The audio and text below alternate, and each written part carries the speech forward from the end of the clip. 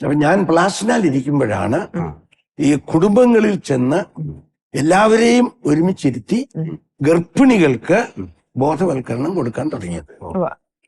എന്തുകൊണ്ട് അച്ഛൻ ഗർഭിണികൾക്ക് ബോധവൽക്കരണം കൊടുക്കാൻ?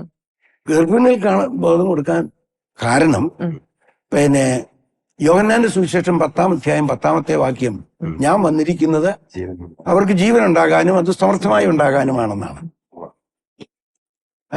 ജീവൻ 3 സസ്യജീവൻ, മൃഗജീവൻ, മനുഷ്യജീവൻ. ഈ 3 ജീവനും സമൃദ്ധമാകണം. ജീവന്റെ സമൃദ്ധി, ഇപ്പം സസ്യലോകത്തിൽ ജീവന്റെ സമൃദ്ധി ഉൽപാദന വർധനവാണ്. മൃഗലോകത്തിലും ഉൽപാദന വർധനവാണ്. എന്ന് പറഞ്ഞാൽ ഇപ്പം തെങ്ങിലോട്ട് നമ്മൾ നോക്കുമ്പോ തേങ്ങ എത്രയുണ്ടെന്ന് നോക്കാം. അല്ല തെങ്ങിന്റെ മുഴുപ്പോ പച്ചപ്പോ ഒന്നുമല്ല.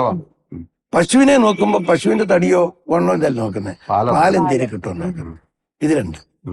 പക്ഷെ മനുഷ്യനിലേക്ക് വരുമ്പോ ഈശോ പറഞ്ഞ ജീവന്റെ സമൃദ്ധി എന്ന് പറയുന്നത് സ്വർഗസ്ഥനായ പിതാവിന്റെ പൂർണ്ണത എന്ന് പറയാം, വിശുദ്ധി എന്ന് പറയാം, ആധ്യാത്മികവും ധാർമ്മികവുമായ മൂല്യങ്ങൾ എന്നും പറയാം. ഇതെല്ലാം ഈ ഉത്പാദനവർത്തന്റെ. അപ്പൊ മനുഷ്യനിലെ ഉത്പാദനവർത്തനം എന്ന് പറയുന്നത് പിള്ളേരുടെ എണ്ണം മാത്രമല്ല, പിള്ളേരുടെ കായികവും കലാപരവും ബുദ്ധിപരമായ മികവുമല്ല. ഇതൊക്കെ അതിന്റെ ലക്ഷണങ്ങളും പാകവുമാണ്. ആത്യന്തികമായി മനുഷ്യജീവന്റെ സമൃദ്ധി എന്ന് പറയുന്നത് സ്വർഗസ്ഥനായ പിതാവിന്റെ പൂർണ്ണതയാണ്.